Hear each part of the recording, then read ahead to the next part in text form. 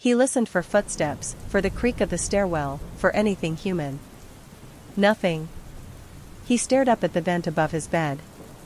It was rectangular, old, the white paint flaking at the edges. The grates were slightly crooked, like someone had bent them inward.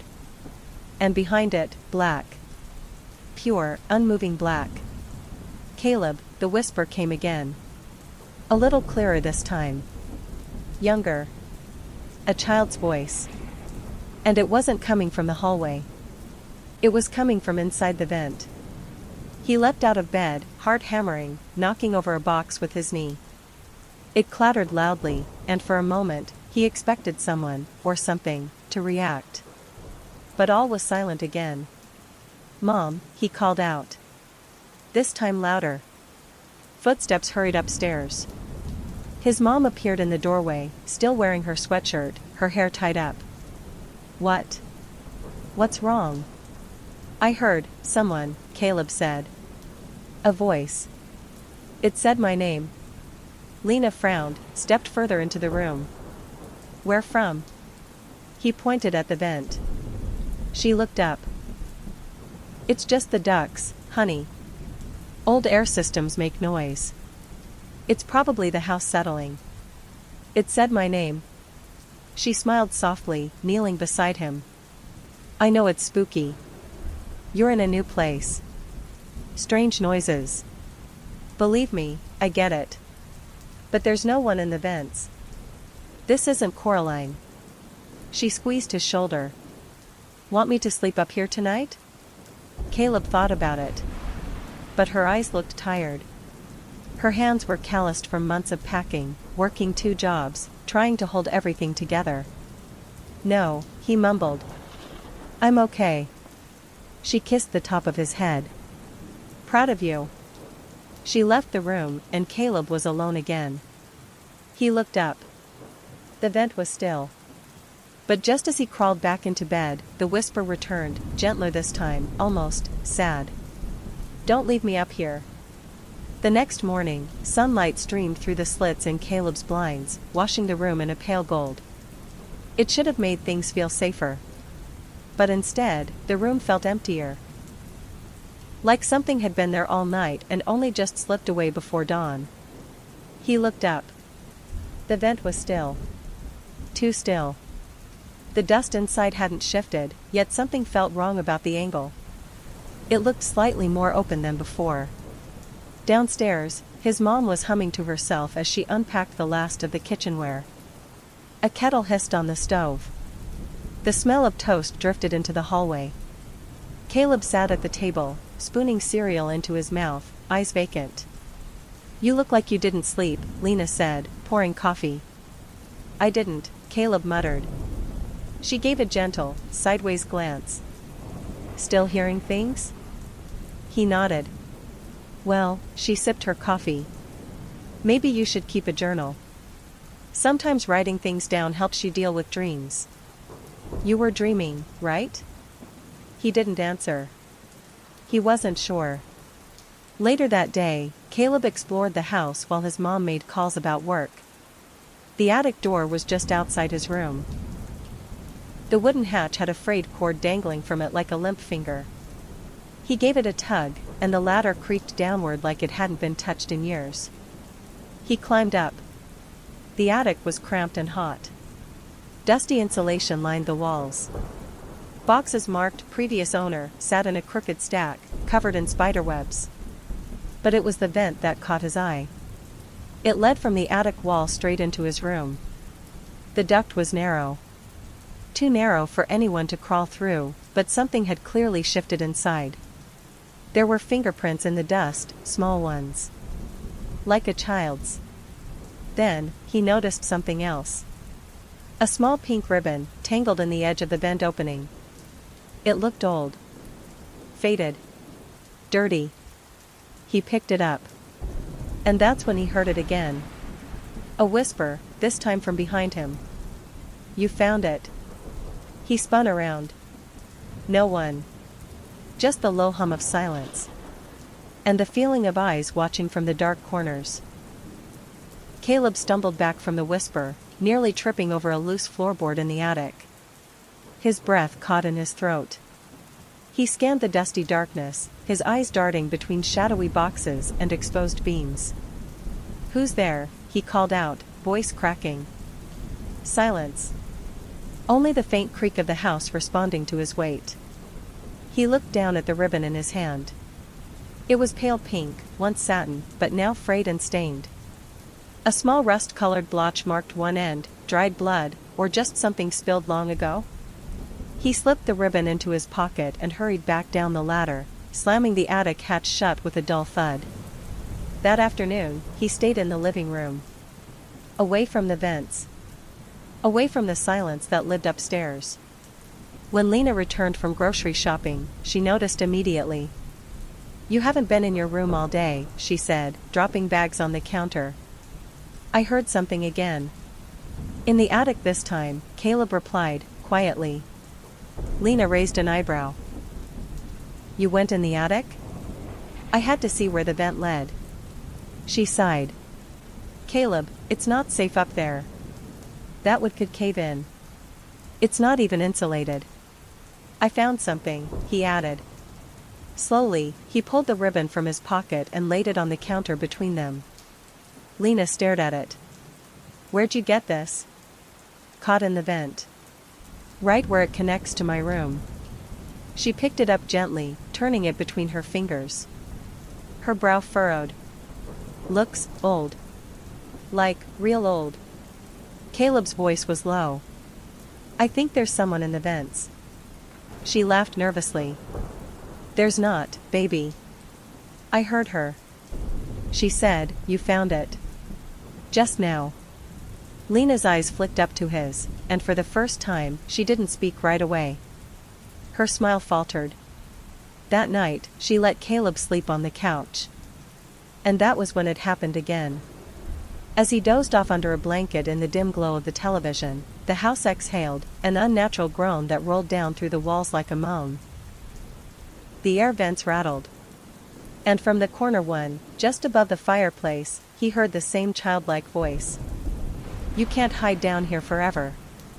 Caleb barely slept. Every time his eyes began to close, the same whisper would stir him back, sometimes calling his name, other times just breathing, like something was inches from his ear. By morning, his head throbbed and his nerves felt like frayed wires. "Can we call someone?" he asked over breakfast. Lena rubbed her temples. "Like who?" "I don't know. Someone who knows about the house." "The realtor?" She hesitated. "I guess. But I doubt they're going to care about some weird noises." Caleb stood. "Can I ask her?" Lena considered. "You can try. Her number's still on the brochure in the drawer." He called after school, locking himself in his room with the blinds drawn. The ribbon sat coiled on his desk like a question mark. The realtor, Ms. Gable, picked up on the second ring. "Hello, this is Diane." "Hi, my name's Caleb. My mom bought the townhouse from you." 48 Hillhurst? There was a pause. Then a clipped response. "Yes. I remember. I think something weird's happening here.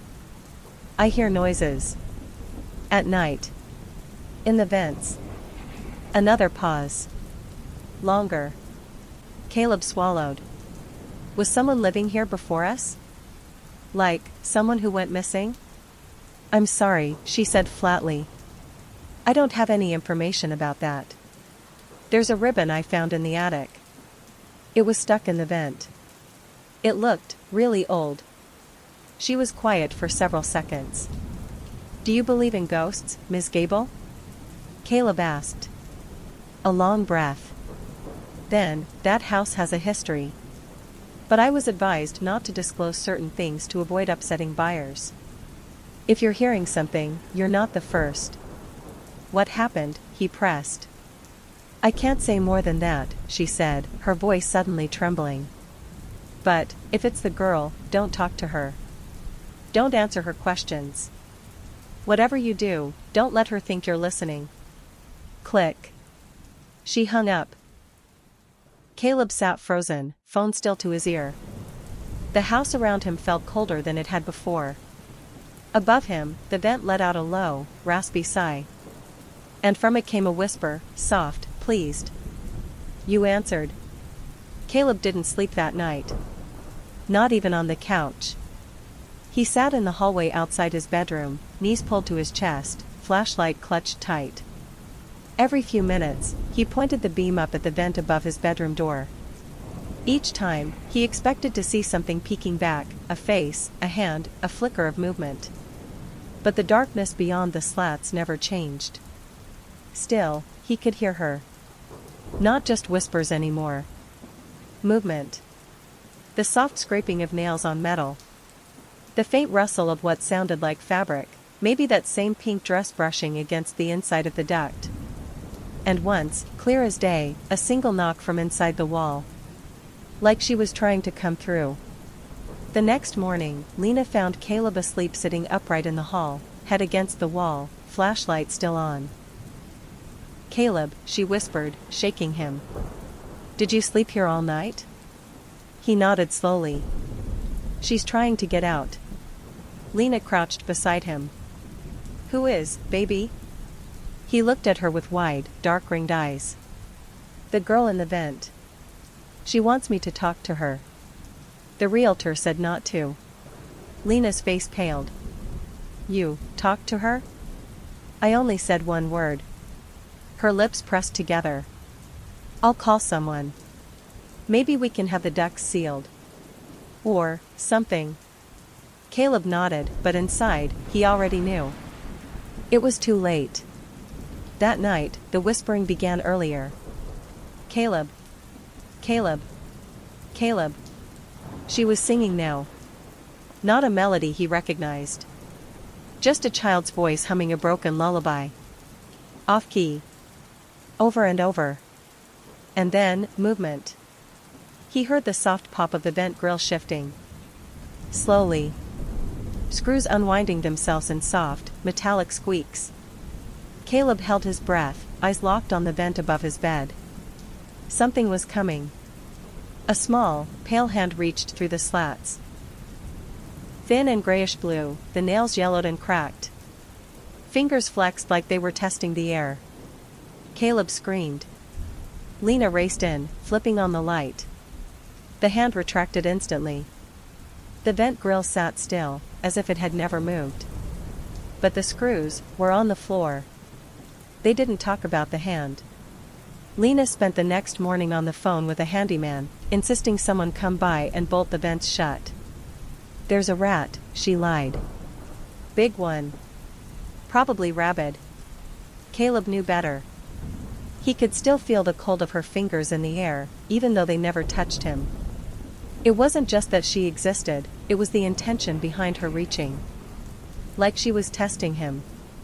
Measuring how far he'd let her go. And he had screamed. That was a mistake. She knew now. Knew he could see her.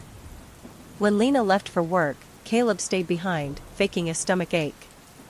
The moment the door clicked shut, he went back up to the attic. The ribbon had disappeared. But something new caught his eye.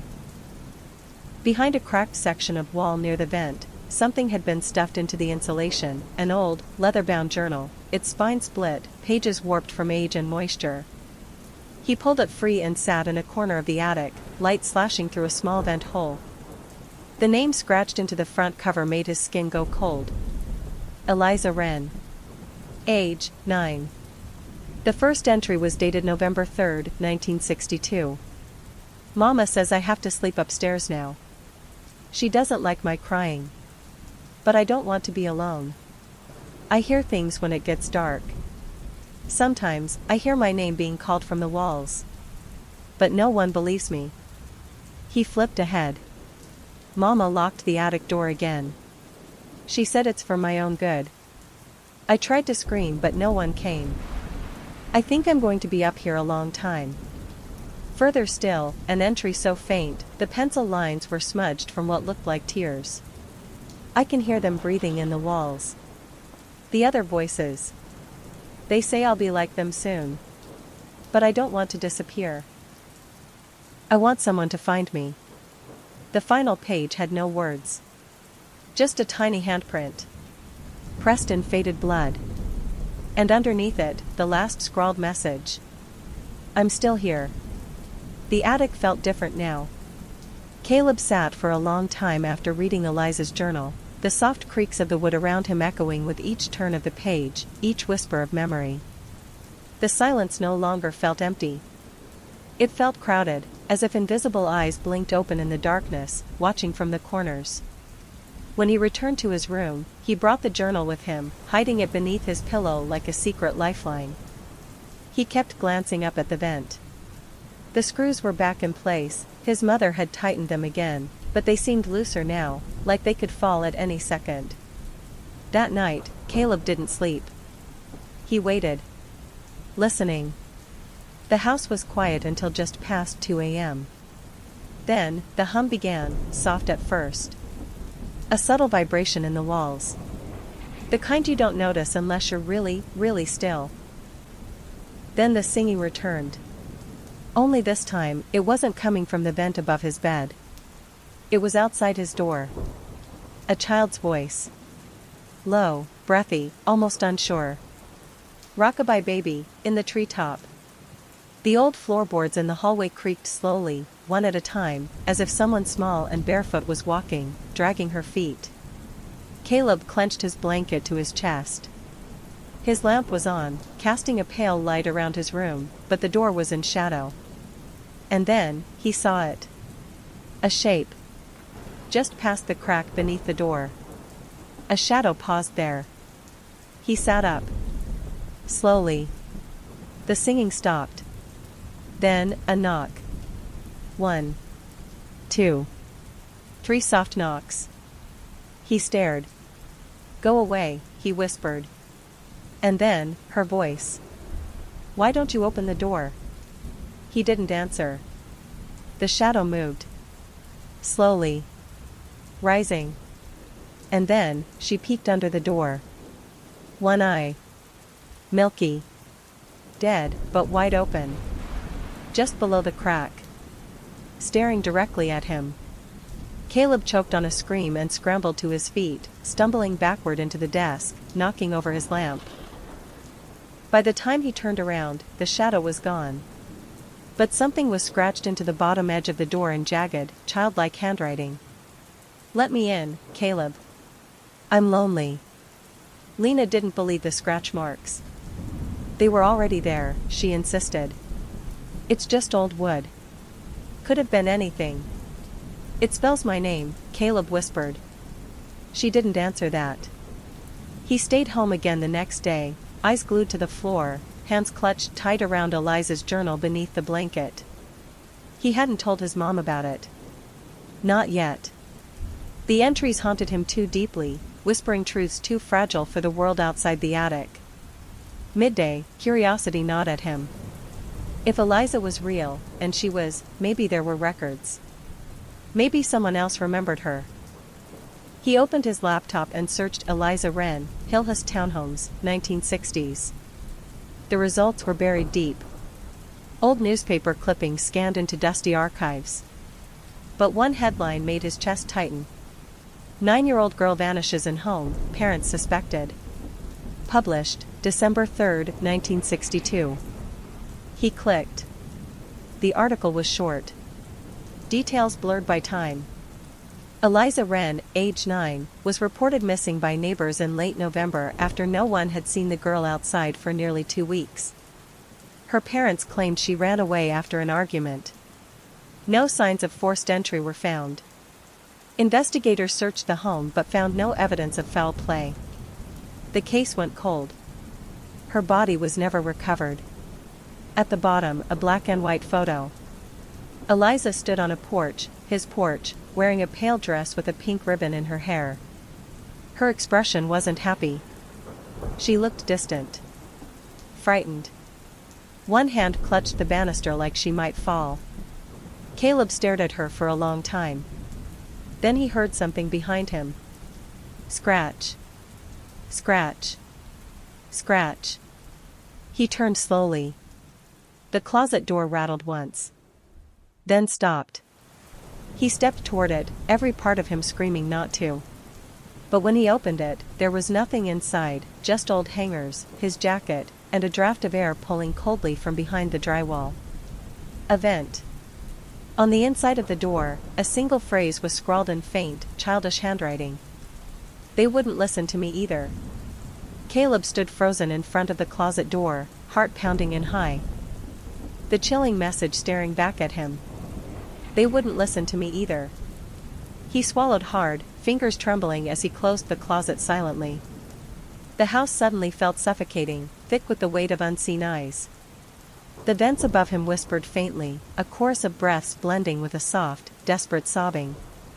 That night, armed with the journal and a small flashlight, Caleb sat on his bed and whispered softly. "Eliza. I'm listening. What do you want from me?" The room chilled instantly. The air turned icy, breath visible in front of his face. From the vent above, a voice, no longer childlike but urgent, responded.